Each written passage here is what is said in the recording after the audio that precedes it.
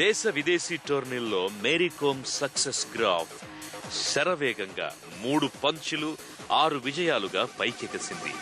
2000 సంవత్సరం నుంచి వరుసగా 5 ఏళ్లు ఆమె జాతీయ మహిళల బాక్సింగ్ ఛాంపియన్.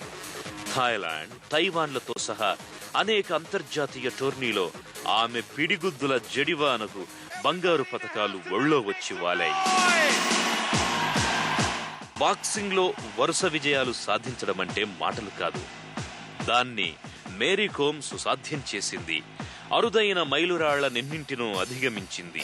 అయితేనే ఆమె విజయాల స్థాయికి తగిన ఆదాయం, ఆదరణ లభించలేదు. మరోపక్క కుటుంబ అవసరాలు పెరిగాయి.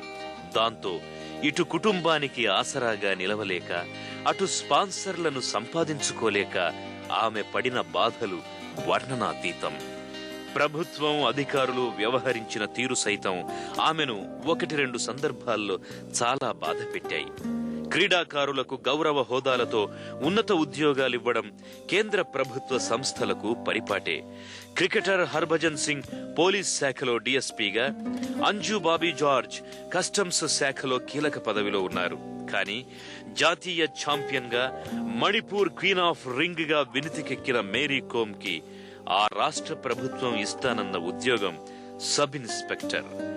పేద కుటుంబానికి చెందిన తనకు ఏదో ఒక ఉద్యోగం ఇస్తున్నందుకు ఆనందించాలో, ఎన్నో విజయాలు సాధించినా అంత చిన్న గుర్తింపే దక్కుతున్నందుకు విచారించాలో తెలియని పరిస్థితిలో మేరీ కోమ్ మునిగిపోయింది.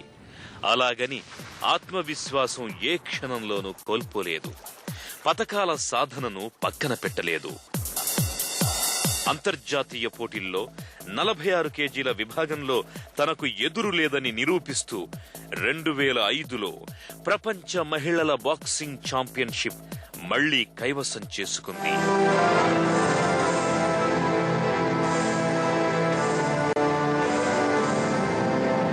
ఈ విజయంతో మణిపూర్ వీధుల్లో ఆనందం తాండవించింది.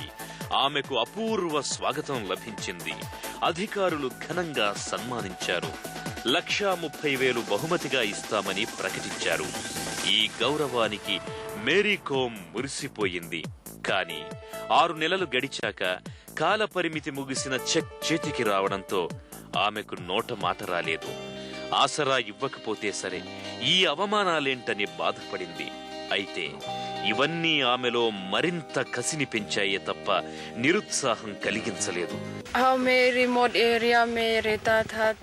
నేను మణిపూర్ రాష్ట్ర మారుమూల పల్లెలకు చెందిన దాన్ని కావడంతో అసలు నన్నెవరూ ప్రోత్సహించలేదు. మా అమ్మా నాన్నలకు నేను బాక్సింగ్ పోటీల్లో పాల్గొనడం ఇష్టం లేదు. బాక్సింగ్ పైన ఉన్న ఆసక్తే నాకు ప్రేరణగా, స్ఫూర్తిగా నిలిచింది. నా అంతట నేను బాక్సింగ్లో ఒక్కో మెట్టు ఎక్కాను.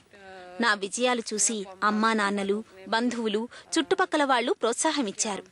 ఆ తర్వాత అందరి దృష్టిని ఆకర్షించాను.